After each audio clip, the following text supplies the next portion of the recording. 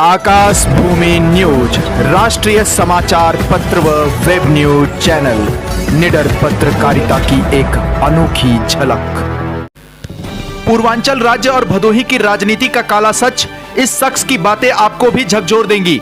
हाथों में झोला उठाए भदोही के इस शख्स को भले ही कम लोग जानते पहचानते हों, लेकिन भदोही के लिए इस शख्स का सपना बड़ा और जनमानस के लिए लाभकारी है। इसका कारण यह है कि भदोही की राजनीतिक प्रयोगशाला में एक लंबे अरसे से कोई ऐसा चेहरा नहीं रहा जिसने भदोही को विश्व पटल पर प्रकाशित करने में विशेष रुचि दिखाई हो।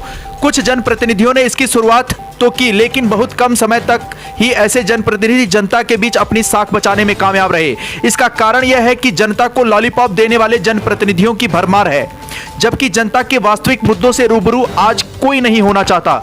जी हां, यह भदोही की राजनीति का कड़वा सच है। जनपद में तमाम ऐसे मुद्दे हैं जिन पर कोई बात करने को तैयार नहीं होता। कारण यह है कि ऐसे मुद्दों पर बात करने से राजनीतिक साख पर आंच आ सकती है और वर्तमान की स्थिति यह है कि इन केन प्रकारेण कुर्सी नहीं जानी चाहिए। साहब, ऐसे में जब कुर्सी का मोह बना रहेगा तो साहसिक निर्णय लेने की क्षमता निश्चय ही दम तोड़ देगी। कहा जाता है कि कृषि और सड़कों के क्षेत्र में जनपद भदोही में आमूलचूल परिवर्तन लाने का श्रेय कांग्रेस सरकार में मंत्री रहे जनपद भदोही के कठौता निवासी स्वर्गीय पंडित श्यामधर मिश्र को जाता है। सन 1995 में उन्होंने पूर्वांचल राज्य का सपना देखा। इसका कारण यह था कि बड़ा राज्य होने के कारण उत्तर प्रदेश में पूर्वांचल विकास की परिपाटी पर सदैव निचले पायदान पर रहा, अर्थात लखनऊ से चलने वाली सुविधाएं पूर्वांचल तक आते आते दम तोड़ देती थी। ऐसे में पंडित श्यामधर मिश्र का सपना था कि जब पूर्वांचल राज्य का गठन हो जाएगा तो पूर्वांचल में विकास कार्य तेजी से होगा। पिता के इसी सपने को आगे बढ़ाते हुए स्वर्गीय पंडित श्यामधर मिश्र के बड़े बेटे विनोद मिश्र ने पूर्वांचल की जनता की भलाई के लिए पूर्वांचल राज्य बनाने का बीड़ा उठाया और लगातार इस दिशा में प्रयासरत हैं। उनका कहना है कि जब देश और प्रदेश में एक ही पार्टी की सरकार है और ऐसे में भी यह सपना साकार नहीं हुआ तो फिर कभी नहीं होगा। इसके साथ ही उन्होंने कहा कि जिस तरह से मैं भदोही में बिना मीडिया में शोर शराबा मचाए गरीबों की मदद करता हूं और दिल्ली में रैन बसेरों में जाकर गरीबों का दुख दर्द बांटता हूं, उसी तरह जो लोग सक्षम हैं, आर्थिक रूप से संपन्न हैं, उन्हें भी समाज में आगे आकर गरीबी मिटाने में अपना योगदान देना होगा। तभी सही माने में आजाद भारत का सपना साकार हो सकता है। आइए अब आपको पंडित विनोद श्यामधर मिश्र से खास बातचीत सुनवाते हैं।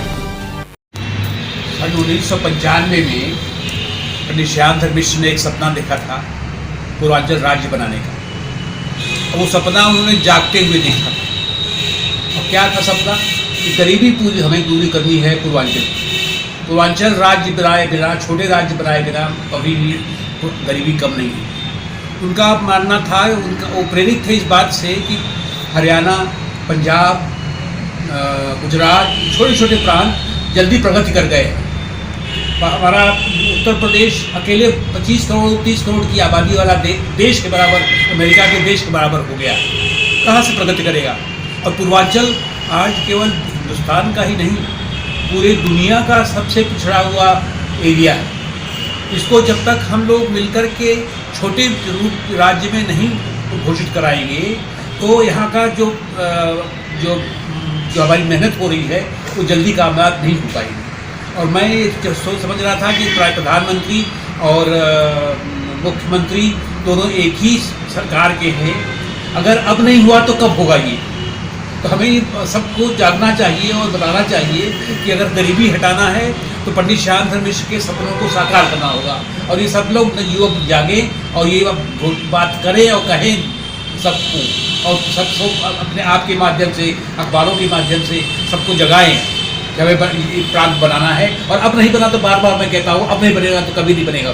संदेश है सीधा कि मैं अपने पिता का जन्मस्थान कर्मस्थान को एक तीर्थ स्थान मानता हूँ। जो सेवाएं वहाँ उन्होंने की है और जो उनको आदर मिलता है अपनी सेवा के लिए, उसी को मैं निभा रहा हूँ थोड़े रूप में। जो मुझसे जो मेरा सामर्थ्य है वो मैं अपना करता रहता हूँ, चाहे दिल्ली हो, चाहे गाँव हो, चाहे कहीं भी हो, मैं अपना निभाता रहता हूँ, गरीबों की सेवा में लगा।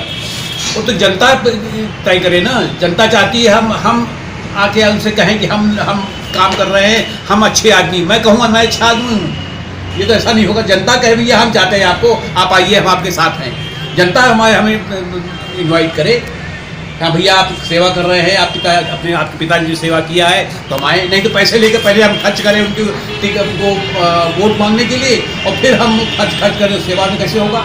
अभी लोग क्या कर रहे हैं, इतना पैसा खर्च कर रहे हैं इलेक्शन पर, वो कैसे निकलेगा पैसा?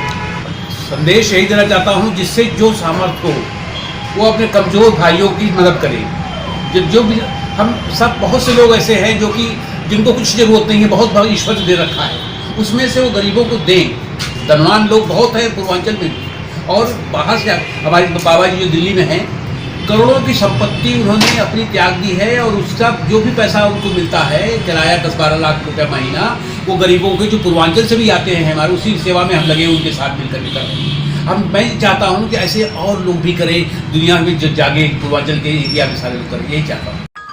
लाल बटन दबाकर चैनल को सब्सक्राइब करें तथा घंटी का बटन अवश्य दबाएं ताकि सभी वीडियो की जानकारी आपको मिलती रहे।